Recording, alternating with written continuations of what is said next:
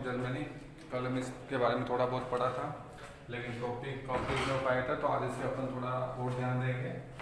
Unification of Germany क्या है, तो इसके बारे में अपन ने कल पढ़ लिया था कि जैसे कि जर्मनी का जो यूनिफिकेशन नहीं हुआ था, उससे पहले ऑलमोस्ट बताया जा रहा था यहाँ पर 300 से भी ज़्यादा, कहने का मतलब है 300 से भी ज़्यादा जो आपके इस जो कह सकते हैं आप स्मॉल और जो बिग जो स्टेट है, यानी जर्मनी जो पूरा एम्पायर था वो 300 से ज़्यादा स्मॉल और बिग स्टेट में डिवाइडेड था। कहने का मतलब अलग अलग जैसे छोटे बड़े अलग अलग 300 से भी ज़्यादा यहाँ पर स्टेट बताए जाते हैं।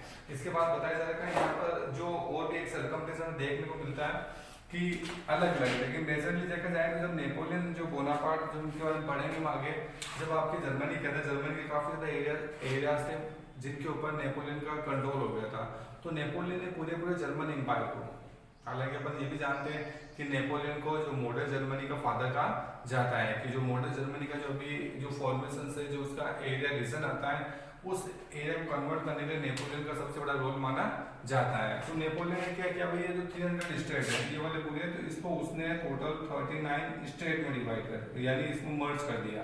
मतलब पहले 300 से ज्यादा थे, अब टोटल कितने हो गए, 39 स्टेट्स ओनली हो गए। अगर देखा जाए तो 3 अलग अलग पार्ट में डिवाइडेड था आपके जर्मनी पूरा, एक तो नॉर्थ पार्ट हो जाएगा, एक सेंट्रल पार्ट हो जाएगा, और एक हो जाएगा आपके पास में यहाँ पर साउथर्न पार्ट। साउथ नॉर्थ के ऊपर बात करें तो इसमें आ जाएगा आपके पास में पर्सिया, ये मेजर पार्ट था। इसके अलावा फ्रैंकफर्ट, सैक्सोनी,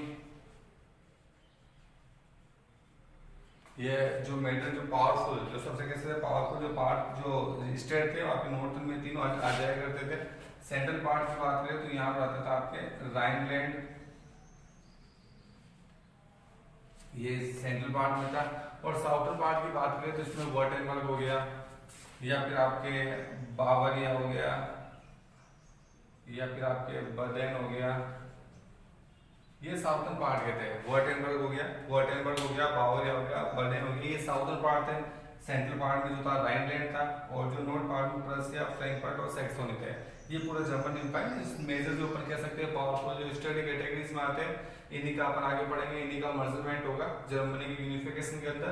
तो ये पूरा जर्मन इस तरह से डिवाइडेड था, सब जगह अलग अलग कस्टम थे, अलग अलग जो कह सकते हैं कि अलग अलग प्रॉब्लम्स भी थी सभी के अंदर, जो अलग अलग कास्ट होते हैं, तो इन सभी के अंदर यूनिटी हमें देखने को नहीं मिलती थी। कुछ कॉमन चीजें थी, जैसे मैंने बता दिया पहले से, कॉमन चीजें क्या थी जिसकी वजह से हम इनको यूनिफाइड बता सकते हैं।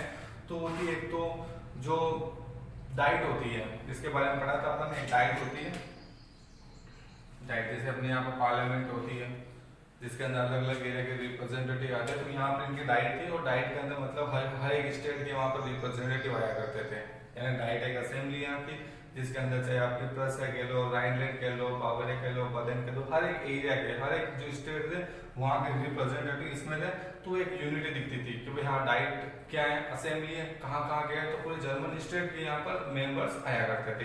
ये इसकी जो एक कह सकते यूनिटी दिखती थी, जिससे कि अपन कह सकते थे कि हाँ इनके अंदर यूनिटी है, यूनिफिकेशन हो सकता है। इसके अलावा सेकंड थी कि इनकी जो जर्मन एम्परर है उनके लिए जो रिस्पेक्ट थी, वो इनके एक कॉमन जो कह सकते हैं एक जो एक थिंग थी, जिसे अपन कह सकते हैं कि इनके अंदर यूनिटी हमें देखने को मिल सकती है। दो ही चीजें थी कॉमन, बाकी सब में अलग थे, इनके कस्टम अलग थे, ट्रेडिशन अलग थे, लैंग्वेज अलग थे, या फिर जो कह सकते हैं इनकी political view, social view, economy view, सब में ये डिफरेंस इनकम देखने को मिल सकता है। तो ये तो हो गया। अब देखो जब बात आ रही जर्मन को यूनिफाइड करने की, जर्मन को यूनिफिकेशन करने की, तो फिर हम जर्मनी में यूनिफिकेशन करने के लिए जाते हैं, तो हमारे पास में कुछ, या जब भी हम कोई भी नया काम करने जाते हैं, जब भी कोई ऐसी चीज करते हैं जिसमें कि अपन को थोड़ा यूनाइट करना है, साथ में लाना है, तो कुछ प्रॉब्लम्स होती है। तो उसी तरह की प्रॉब्लम्स हमें यहाँ पर भी देखने को मिली थी, यानी जब यूनिफिकेशन ऑफ जर्मनी का हो रहा था तो उसमें मेजर ऑब्स्टेकल्स थी, मेजर प्रॉब्लम्स, क्या क्या प्रॉब्लम्स आ रही थी जिसकी वजह से जर्मनी का जो यूनिफिकेशन है वो रुक रहा था, या जर्मनी का यूनिफिकेशन होने के अंदर कुछ प्रॉब्लम थी। अगर ये प्रॉब्लम का सॉर्ट आउट कर दिया जाए तो शायद जर्मनी का यूनिफिकेशन हो सकता था। तो आज अपन जो मेजर ऑब्स्टेकल्स है इनके बारे में पढ़ेंगे कि भाई ऑब्स्टेकल क्या थी, या प्रॉब्लम्स हमें क्या क्या देखने को मिली थी, उसके बारे में हम पढ़ेंगे। तो सबसे पहले यहाँ पर दे रखा है आपने, ये सबसे पहले दे रखा है इंटरफेयर ऑफ ऑस्ट्रिया, कहने का मतलब था जर्मनी के जितने भी एम्पायर थे, जर्मनी के जो भी स्टेट थे या जो भी छोटे बड़े स्टेट थे वहां पर ऑस्ट्रिया का लगातार इंटरफेयर देखने को मिल रहा था कि जैसे कि अगर कोई भी जर्मनी के अंदर में कुछ रिफॉर्म्स करने जा रहे हैं, कुछ भी एक्टिविटीज कर रहे हैं, तो वहां पर लगातार ऑस्ट्रिया उसके अंदर इंटरफेयर कर रहा है, जिसके अंदर एक सबसे बड़ी प्रॉब्लम थी कि जर्मनी का यूनिफिकेशन नहीं हो पा रहा था, क्योंकि ऑस्ट्रिया कभी भी नहीं चाहता था कि जर्मनी का क्या हो, यूनिफिकेशन हो। अगर जर्मनी का यूनिफिकेशन हो गया तो ऑस्ट्रिया था वो एक वीक कंट्री बन जाएगा, या उसको लग जाएगा कि मेरा जो उसका सेल्फ इंटरेस्ट है वो शायद इससे जर्मनी से नहीं हो पाएगा। इसी वजह से सबसे बड़ी प्रॉब्लम थी वो ऑस्ट्रिया की आ रही थी। सेकंड पढ़ेंगे अपन, Britain and France also interfere internal issue of Germany, यानी ब्रिटेन और जो फ्रांस था ये भी मतलब कुछ ऐसे जर्मनी के स्टेट जिसके बारे में पढ़ेंगे आगे। हैनोवर नाम का प्लेसेस है, ये हैनोवर नाम का प्लेसेस है, लगातार इसका इन दोनों कंट्रीज के अंदर हैनोवर नाम का प्लेसेस है, लगातार ब्रिटेन फ्रांस लगातार इस स्टेट के अंदर अपना जो इंटरफेयर थे वो लगातार बढ़ा रहे थे। तो जिस तरह से ऑस्ट्रिया में इंटरफेयर किया था उसी तरह से ब्रिटेन और फ्रांस था वो भी जर्मनी के जो इंटरनल जो मैटर्स है, इश्यूज है, उसके अंदर इंटरफेयर कर रहा था, क्योंकि वो हैनोवर को अपने कंट्रोल में करना चाह रहे थे। तो ये भी एक प्रॉब्लम सामने आ रही थी हमारे जर्मनी के यूनिफिकेशन के अंदर। थर्ड पढ़ सकते हैं अपन, many state has weak military system, ज्यादातर बताया जा रहा है, मोस्ट ऑफ कह सकते हो मेनी, जो भी जर्मनी के जो स्टेट है उसके अंदर ज्यादातर स्टेट के अंदर जो मिलिट्री सिस्टम था या जो आर्मी थी वो थोड़ा आपको वीक मानी जाती है, यानी मिलिट्री सिस्टम स्ट्रॉन्ग नहीं था। ये भी एक रीजन बताया जाता है। अगला तरीका है social economic political diversity differences were found in Germany, बताया जा रहा है जर्मनी के लोगों के अंदर चाहे सोशल लेवल पर देख लो, उनके कस्टम्स कह सकते हैं, उनके ट्रेडिशंस, उनके जो भी रीति रिवाज वगैरह वगैरह उनमें डिफरेंसेस मिल रहा था। इकोनॉमी के देख लो, कुछ एरिया कुछ स्टेट ऐसे थे जो बहुत पावरफुल थे, इकोनॉमिक कंडीशन उनकी अच्छी थी, कुछ ऐसे स्टेट भी देखने को मिलेंगे जिसके अंदर उनकी इकोनॉमिक कंडीशन बहुत डाउन थी। तो ये भी एक जर्मनी के अंदर एक जो कह सकते हैं डिफरेंसेस, जर्मनी के लोगों में डिफरेंस हमें देखने को मिला था। पॉलिटिकली देखा जाए तो कुछ एक स्टेट बहुत पावरफुल थे, कुछ स्टेट वीक थे, ठीक ना। तो यहाँ पर हम दोनों के अंदर डिफरेंस है, तो ये डिफरेंसेस लोगों के अंदर आ रहा था, जर्मनी के जो पीपल्स हैं उनके अंदर ये चीजें डिफरेंसेस देखने को मिल रहा था। तो ये डिफरेंसेस भी एक रीजन था जिसकी वजह से एक ऑब्स्टेकल माना जाता है जो जर्मनी के यूनिफिकेशन में अपना रोल प्ले कर रहा था। लेक ऑफ अवेयरनेस कहने का मतलब है जब लोगों का जब ट्रेडिशन अलग है, लोगों का कस्टम्स अलग है, लोगों के टारगेट एम सभी हमें अलग दिखाई दे रहे हैं कि उनको मतलब ही नहीं कंट्री क्या होती है। उनके एक सीमित एरिया था, एक कह सकते हैं एक लिमिटेड एरिया था, उन्हीं के लिए उनका डिवोशन बहुत ज्यादा था, जो कह सकते हैं नेशनलिज्म की फीलिंग थी वो अपने स्टेट के लिए रखा करते थे। और इसी वजह से बताया जा रहा है उनके अंदर अवेयरनेस बहुत कम थी, वो सेटिस्फाइड थे अपने एरिया से लेकर के अपने एरिया, उनके एरिया के अंदर मान लो सोशली देखा जाए, पॉलिटिकली देखा जाए या इकोनॉमी देखा जाए, तो अगर मान लो प्रोस्पेरिटी है तो उनके अंदर जो आगे उसके ऊपर राइज होने की उन्होंने कोशिश ही नहीं की कि ये कंट्री के बारे में उन्होंने सोचा ही नहीं। तो एक ये भी रीजन है कि जब लेक ऑफ अवेयरनेस हमें देखने को मिलेगी तो शायद किसी भी कंट्री को, किसी भी जो कह सकते हैं रीजन को यूनिफाइड करने में हमें दिक्कत आएगी। तो ये भी एक रीजन माना जाता है। अगला दे रखा है pop dominance on southern state, बताया जाएगा साउथर्न स्टेट के बारे में पहले बताया जा रहा है कि एक तो वर्टेनबर्ग है या फिर आपके बावरिया या फिर आपके बादेन, ये साउथर्न ऐसे प्लेसेस थे जहां पर जो डोमिनेंस था पॉप का था, यानी पॉप डोमिनेंस चल रहा था। तो पॉप डोमिनेंस में आप जानते हो मोनार्की सिस्टम था, और मोनार्की सिस्टम में जो अपन सोच रहे हैं कि यहाँ पर जनरल इलेक्शंस किए जाए, या हम सोचे कि अगर पूरी जर्मनी यूनिफाइड होगी तो यहाँ का एक अलग ही इंटर होगा, अलग ही सिस्टम होगा, डेमोक्रेसी आ जाएगी। तो पोप कभी भी नहीं चाहते थे कि मतलब यहाँ पर डेमोक्रेसी आ जाए, क्यों डेमोक्रेसी आ जाएगा तो मोनार्की सिस्टम खत्म हो जाएगा, और मोनार्की सिस्टम खत्म हो जाएगा तो पोप के जो भी राइट्स है, प्रिविलेजेस है, वो सारे खत्म हो जाएंगे।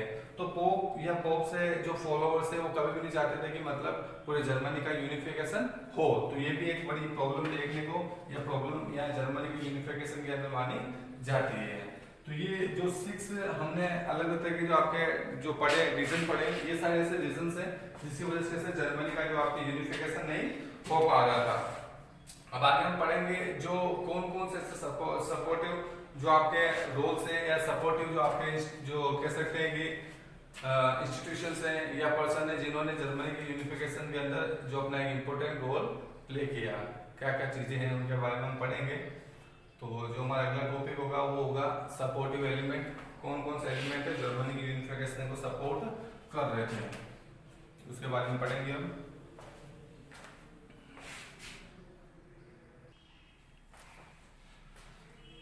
जो हम अगला टॉपिक ये वो देखें सपोर्टिव एलिमेंट। कौन कौन से ऐसे एलिमेंट्स हैं जो इससे पहले अपन ने ऑब्स्टेकल पढ़ा, अब ऑब्स्टेकल के साथ साथ में कुछ ऐसे एलिमेंट्स भी थे, कुछ ऐसे चीजें भी थी, जो कुछ ऐसे इंस्टीट्यूशन भी थे जो यहाँ पर लगातार जर्मनी के यूनिफिकेशन को सपोर्ट कर रहे थे। तो सबसे पहले जो सपोर्टिव एलिमेंट्स के अंदर हम पढ़ेंगे जोलवेड के बारे में।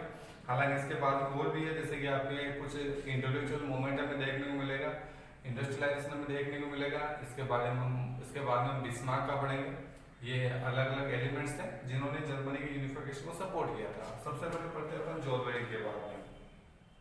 तो बताया जाता है जोलवेड ने एक कस्टम टूल ट्रीटी मानी जाती है।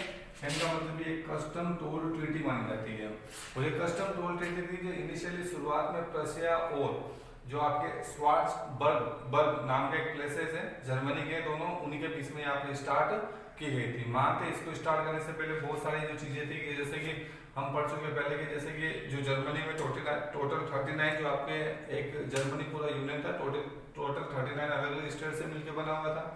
तो उसमें बताया जा रहा है कि कोई भी पर्सन है, जैसे कि एक आपके पढ़ोगे आप जिसके बारे में आगे फर्दर की, जैसे अगर मान लो मैं एक प्लेसेस से दूसरे प्लेसेस जाना था, तो अलग अलग तरह की जो यहाँ बताया जा रहा है कि अलग अलग तरह की जो ट्रीटीज हुआ, अलग अलग तरह के जो आपके जो टोल हुआ करते थे, जिसमें हमें एक प्लेस से दूसरे प्लेस से जाने पे क्या था, टोल देना पड़ता था।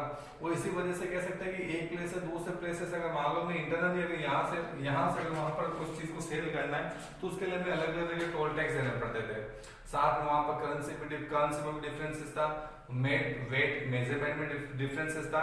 तो बताया जा रहा है इनिशियली यहाँ पर जो प्रसा के द्वारा ये जो एक जोलवेन जो आप कह सकते हैं जो एक इकोनॉमिक यूनियन है उनका फॉर्मेशन किया गया।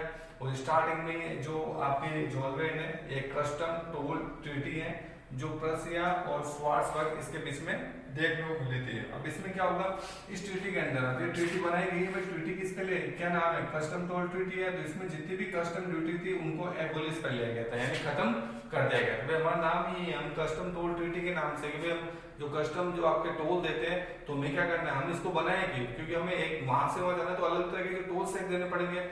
तो इसको बनाया जिसका मतलब जो भी इस एरिया के बीच में जो प्लेसेस आ रहे हैं तो उनके सारे टोल टैक्स को क्या करो, खत्म कर दो। तो इसमें भी यही हुआ था कि जो भी कस्टम ड्यूटीज थी उनको एबोलिश कर लिया गया। एबोलिश का मतलब हो जाएगा खत्म कर देना। और किसके बीच में, बोथ स्टेट, इस स्टेट के बीच में जो भी इस स्टेट के बीच में प्लेसेस आया करते थे वहां सारे जो कस्टम ड्यूटीज थी उनको यहाँ पे एबोलिश कर लिया गया था। अब जब कस्टम ड्यूटी रहेगी नहीं, आपको यहाँ सेल करो या आप अगले 100 किलोमीटर आगे जाके सेल करो, तो आपको जब आपको टैक्स ही देना नहीं पड़ रहा है तो आप इजीली फ्री ट्रेड यहाँ पर प्रमोट होगा। यानी प्लेस जो अलग इस एरिया में आने वाले अलग अलग तरह के जो भी प्लेसेस थे वो इजीली क्या थे, एक जगह से दूसरे प्लेसेस में जाकर अपना जो सामान था, अपना जो भी गुड्स था उसको मतलब इजीली वो सेल कर देते हैं। तो ये भी एक यहाँ पर इससे क्या होगा कि इस प्लेसेस के लोग यहाँ आने लगे, यहाँ आने लगे, यहाँ की यहाँ आने लगे। जब ये प्लेस से दूसरे प्लेस पर ट्रांसफर हुआ तो लोगों ने वहाँ के ट्रेडिशन को जाना या वहाँ की यूनिटी को जाना, तो लोगों के अंदर एक नेशनलिज्म की फीलिंग आई। कहने का मतलब जर्मनी के लिए कि भाई यार हमारा एक पूरा प्लेस है, हमारा खुद का ही हो, हमारी पूरी कंट्री हो, तो इससे कि हमें एक हेल्प मिलेगी। तो कह सकते हैं ये भी आगे अपना एक इंपॉर्टेंट रोल प्ले करेगा, कैसे वो आगे बताएंगे हम। इसके बाद रहेगा ज्यादातर जो जैसे कि आपके ये जो टोल ट्रीटी बनाई गई, तो जब इनिशियली तो प्रशिया और जो स्वार्ट्सबर्ग के बीच में बनाई गई थी, लेकिन उसके बाद ज्यादातर जो भी जर्मन स्टेट है वो इसके मेंबर बन गए, या उन्होंने इस ट्रीटी को या इस जो बताया जा रखा है जो जोलवेन ट्रीटी उसको उन्होंने ज्वाइन कर लिया है। ज्यादातर जो भी जर्मन यूनियन के जो स्टेट थे सभी ने इनको ज्वाइन कर लिया। और बताया जाएगा इस ट्रीटी के थ्रू ही, यानी जो यहाँ पर रहेगा द ट्रीटी, यानी कहने का मतलब इस ट्रीटी की जोलवेन की ट्रीटी थी, इस जो ट्रीटी ने यहाँ पर प्रशिया जो अपन ने पहले पढ़ लिया था कि प्रशिया ने एक रिस्पॉन्सिबिलिटी ली थी, जो प्रशिया की एक मिलिट्री पावर को स्ट्रॉन्ग था, इसी ने एक रिस्पॉन्सिबिलिटी ली थी जर्मनी का यूनिफिकेशन करने की। तो इस ट्रीटी के थ्रू ही यहाँ पर प्रशिया को एक वर्ल्ड इंटरनेशनल लेवल पर जर्मनी का यूनिफिकेशन करने की जो लीडरशिप मिल गई थी। कहने का मतलब था क्योंकि इस ट्रीटी का फाउंडर प्रशिया को माना जाता है, तो यहाँ से लग गया था कि शायद प्रशिया है वो इंटरनेशनल लेवल पर या आगे जाकर जर्मनी का यूनिफिकेशन कर सकता है। तो ये सब जोलवेन की वजह से हुआ था, जो एक इकोनॉमिक नेशनलिज्म को इंक्रीज करने का काम किया था स्टार्टिंग में इन्होंने, ठीक है ना। तो ये इसमें भी थोड़ा पढ़ लीजिएगा इसके बारे में। पूछ लेते कभी भाई जॉल्वेंट का क्या कंट्रीब्यूशन है, या जो सपोर्टिव एलिमेंट्स में मतलब कोई भी एक को एक्सप्लेन करना है आपको, जॉल्वेंट का पूछते हैं तो सबसे पहले ध्यान रखना है कस्टम टोल ट्रीटी मानी जाती है। प्रेसिडेंट इसको स्टार्ट किया था, इसमें क्या था जितने भी कस्टम ड्यूटीज थे दोनों स्टेट के बीच में उन सबको फिनिश कर दिया गया था, एबोलिश कर लिया गया था, जिससे फिर जो ट्रेड है वो प्रमोट हुआ था। जहाँ तक जर्मन स्टेट्स है वो इसके मेंबर बन गए थे। इसके अलावा इस ट्रीटी के थ्रू प्रशिया को एक इंटरनेशनल लेवल पर जर्मनी को यूनिफिकेशन करने का एक था, एक वे था, एक पाथ था, वो यहाँ पे देखने को मिला था। इसके बाद हम पढ़ेंगे इंटेलेक्चुअल मूवमेंट। कौन कौन सी, देखो आप कोई भी देखो, कोई किसी भी तरह की जो आप कैटेगरीज देख लो, वहां पर आपको मूवमेंट हमेशा देखने को मिलते ही हैं। तो वहां यहाँ पे ऐसा ही होगा। इसके बाद में आते हैं आपके इंटेलेक्चुअल मूवमेंट। तो जो पहले बता था कि इंटेलेक्चुअल मूवमेंट होते हैं वो हर जगह में देखने को मिलते ही है, क्योंकि जब किसी के साथ में अगर हमें देखते हैं कि लगातार एक्सप्लोरेशन होता है वगैरह वगैरह, तो काफी ऐसे कुछ मूवमेंट हमें देखने को मिल जाते हैं, कुछ जो फिलोसोफर्स, हिस्टोरियंस, लिटरेचर और पोइट्स के थ्रू। तो यहाँ पर भी ऐसा होता है जैसे जर्मनी के जो कुछ फिलोसोफर्स है, हिस्टोरियंस है, लिटरेचर है और पोइट्स है, इन्होंने भी एक अपना इंपॉर्टेंट रोल प्ले किया था जर्मनी के यूनिफिकेशन के अंदर। यानी जर्मनी को यूनिफाइड करने के लिए इन्होंने अपनी पोइट्स के थ्रू या अपने लिटरेचर के थ्रू, या कह सकते हो जो कुछ जो डेक पुराण जो चीजें होती है जिससे जर्मनी का अगर जैसे डिग्निटी इंक्रीज हो रही है, या कुछ फिलोसोफर्स अपने बुक के थ्रू, अपने लेक्चर के थ्रू बताया जा रहा है जर्मनी के अंदर जर्मनी का यूनिफिकेशन करने में अपना रोल मेजर रोल प्ले किया है। यहाँ पर कुछ फिलोसोफर्स है, ज्यादा के इस मोमेंट में कुछ फिलोसोफर्स के नाम लिखने पड़ेंगे, पहले लिख सकते हैं अपन कि क्या क्या कौन कौन से भाई इन्होंने क्या किया था।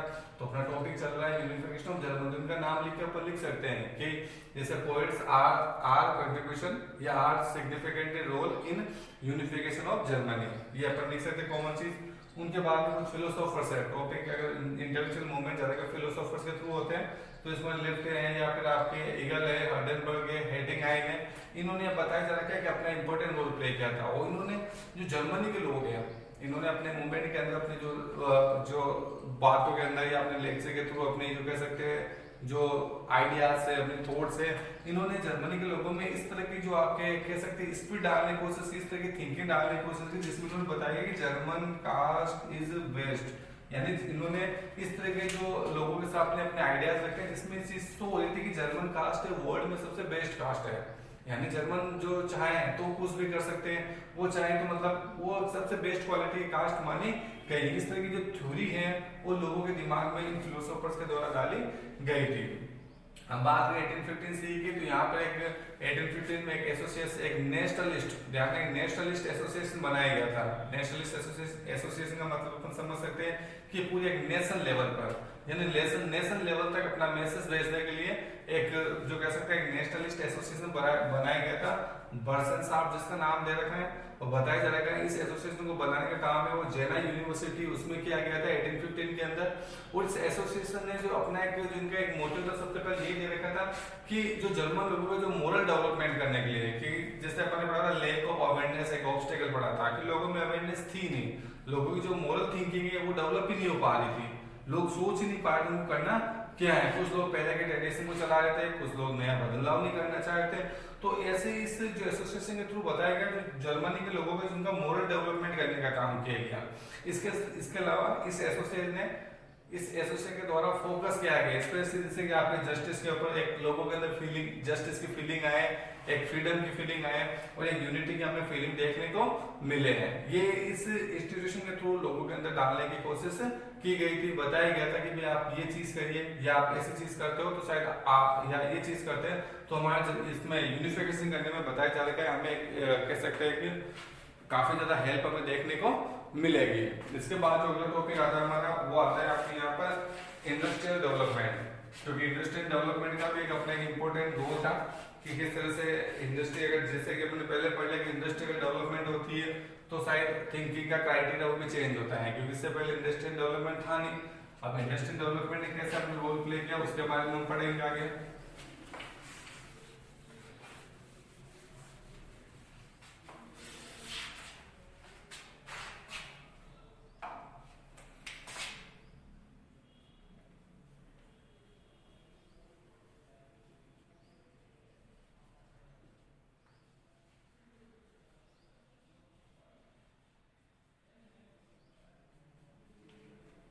इंडस्ट्रियल डेवलपमेंट ने किस तरह से अपने रोल प्ले किया उसके बारे में हम पढ़ रहे हैं इस जो टॉपिक के अंदर। तो बताया जा रहा है कि जैसे कि प्लस यहाँ पर तो बताया जैसे कि इंडस्ट्रियल डेवलपमेंट कैसे हुआ, कि अपन ने पहले बता दिया कि जैसे जोलवेन ने एक ट्रीटी की गई थी, उस ट्रीटी के अंदर ट्रेड को बहुत ज्यादा प्रमोट किया गया था। अब जब ट्रेड अगर यहाँ पर प्रमोट होगा इट मींस इंडस्ट्री भी यहाँ पर रोल अपना ज्यादा रोल प्ले करेगी। यानी जब इंडस्ट्री में जब हमारा ट्रेड अच्छा स्ट्रॉन्ग हो रहा है, हम एक चीज को एक प्लेस से दूसरे प्लेस से इजीली बेच रहे हैं, तो इससे क्या होगा, डिमांड बढ़ेगी गुड्स की। अब गुड्स की डिमांड बढ़ेगी तो यहाँ पर इंडस्ट्रियल डेवलपमेंट हमें देखने को मिलेगा ही मिलेगा। तो बताया जा रहा है जब जोलवेन ट्रीटी हुई थी तो जर्मनी के अंदर इंडस्ट्रियल डेवलपमेंट हमें बहुत ज्यादा देखने को मिला था। कब मिला था? जब जोलवेन की ट्रीटी प्रसिया और स्वार्ट्सबर्ग है नाम के प्लेसेस पर यहाँ पर हमें देखने को मिली थी। और बताया जा रहा है उस समय जो ज्यादा का दो प्लेसेस बताया जा रहा है, दो प्लेसेस थे, एक हो गया आपके यहाँ पर रसिया और एक हो गया आपके प्रसिया।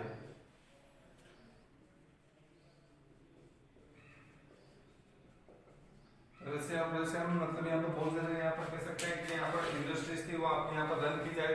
दोनों ऐसे स्टेट है जहाँ पर ज्यादा जो इंडस्ट्रीज है हमें यहाँ पर डेवलप हमें देखने को मिली थी। बताया जा रहा है ये इन दोनों प्लेसेस के अंदर इंडस्ट्रियलाइजेशन है बहुत ज्यादा हमें देखने को मिल रहा था। रसिया में इंडस्ट्रियलाइजेशन ज्यादा बढ़ रहा था क्योंकि उसको भी अपनी इकोनॉमी यहाँ पे इंक्रीज करना था, और प्रसिया में भी यहाँ पर इंडस्ट्रियलाइजेशन बहुत तेजी से रैपिडली कह सकते हैं डेवलपमेंट कर रहा था, क्योंकि दोनों के अंदर जितने भी आपके कुछ इकोनॉमिक ऑब्स्टेकल्स है, जो प्रॉब्लम्स है, उनको यहाँ पर सॉर्ट आउट कर दिया गया था। बताया जाएगा जर्मनी के बहुत सारे प्रसिया के ऐसे बहुत सारे प्लेसेज है, ऐसे बहुत सारे प्लेसेस है जहाँ पर हमें डेवलपमेंट इकोनॉमिक डेवलपमेंट ज्यादा देखने को मिला था। यानी कई जगह ट्रेड को ज्यादा प्रमोट करने के लिए रेलवे लाइन से उनका कंस्ट्रक्शन किया गया था, ताकि इजीली एक प्लेस से दूसरे प्लेसेस को जो सामान है उनको इजीली यहाँ पर एक प्लेस से दूसरे प्लेसेस को भेजा जा रखे। तो बताया जा रखा है कि अगर यूरोप की बात करें अपन, जो मेजर इंडस्ट्रियल स्टेट है, कहने का मतलब है यहाँ पे इंडस्ट्री जैसे एक तो जोलवेन का सबसे पहले उन्होंने अपना एक रोल प्ले किया था, जोलवेन का रोल था। इसके अलावा यानी जो रेलवे लाइंस,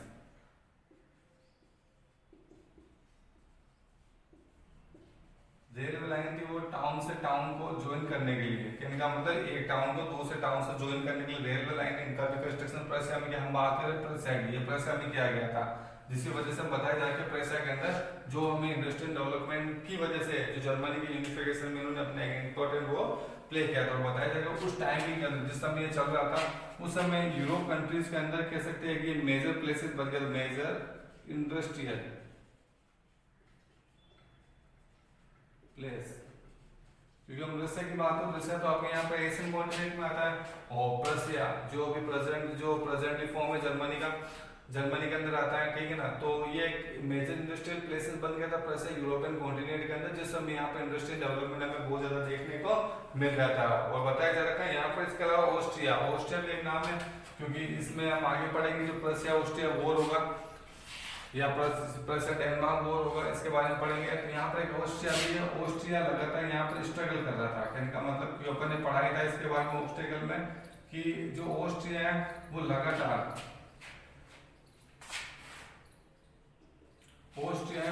क्या कर रहा था, जर्मनी की जो भी स्टेट है उसके अंदर इंटरफेयर कर रहा था। तो यहाँ पर ऑस्ट्रिया की जो कंडीशन थी वो बहुत मिजरेबल बताई जाती है कि वो लगातार स्ट्रगल कर रहा था, क्योंकि ऑस्ट्रिया में कुछ काफी ऐसे बाउंडेशंस है जिससे कि इंडस्ट्री यहाँ पर डेवलपमेंट नहीं हो पाई, और प्रसिया में इस तरह के जो बाउंडेशन थे उनको पहले से खत्म कर दिया गया था। जैसे जोलवेन का पढ़ाई था अपन ने, पहले से इसे बाउंडेशन को खत्म कर दिया गया था। इसके अलावा हर एक प्लेसेस को कनेक्टेड करने के लिए रेलवे लाइन उनका कंस्ट्रक्शन कर दिया गया था, जिसकी वजह से बताया जा रहा है यानी जर्मनी के अंदर या कह सकते हैं प्रसिया के अंदर हमें इंडस्ट्रियल डेवलपमेंट बहुत ज्यादा देखने को मिला था। और इसी वजह से बताया जा रहा है कि प्रसिया है वो लगातार ट्रेड में इंक्रीज कर रहा था, प्रसिया का जो कॉमर्स लगातार इंक्रीज हो रहा था, इंडस्ट्री लगातार इंक्रीज हो रही थी, और जिसकी वजह से हमें प्रसिया में डेवलपमेंट बहुत ज्यादा देखने को मिला था। और ये सभी चीजें थी जो इंडस्ट्रियल डेवलपमेंट कैटेगरीज में आते हैं। और जब किसी पर्टिकुलर एरिया के अंदर इंडस्ट्री डेवलपमेंट हो रही है, ट्रेड डेवलपमेंट हो रहा है पूरा ऑल ओवर एरिया के अंदर, तो उससे क्या होता है उस एरिया के लिए जो फीलिंग्स होती है नेशनलिज्म की या अपने रीजन के लिए फीलिंग्स होती है वो भी लगातार इंक्रीज होती रहती है। तो इसी तरीके से हम कह सकते हैं कि इंडस्ट्रियल डेवलपमेंट ने भी जर्मनी की यूनिफिकेशन के अंदर अपना इंपॉर्टेंट रोल प्ले किया था। तो ये जो पढ़े अपने रीजन जो अपने ज्यादा करके एग्जाम के अंदर जोलवेन का पूछ लेते हैं। ये जो हमारा नेक्स्ट जो टॉपिक होगा बिस्मार्क, जो पढ़ेंगे आगे इसके बारे में, मेजरली बिस्मार्क के बारे में।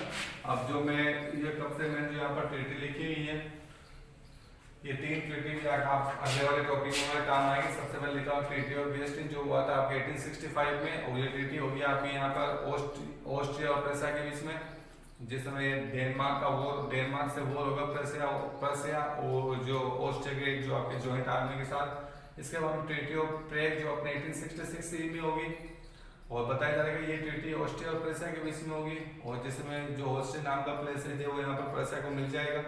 और जो लास्ट में ट्रीटी ऑफ फ्रैंकफर्ट है ये फ्रांस और प्रेसिया के बीच में होगी, जिसके अंदर बताया जा रखा है ऑलमोस्ट जो भी प्लेसेज है, चाहे आप इसमें पढ़ोगे आप लोरेन नाम का प्लेसेज है या अल्सेक नाम का प्लेसेज है, जो आपके यहाँ पर फ्रांस के डोमिनेंस में आता है, वो भी हमें किसको मिल जाएगा, वो भी प्रेसिया को मिल जाएगी। तीनों ट्रीटीज है जो जर्मनी के 3 फेज है, 3 फेज अलग अलग, तीनों फेज के साथ जर्मनी का यूनिफिकेशन होता है, जिसके अंदर आगे हम यूज करेंगे।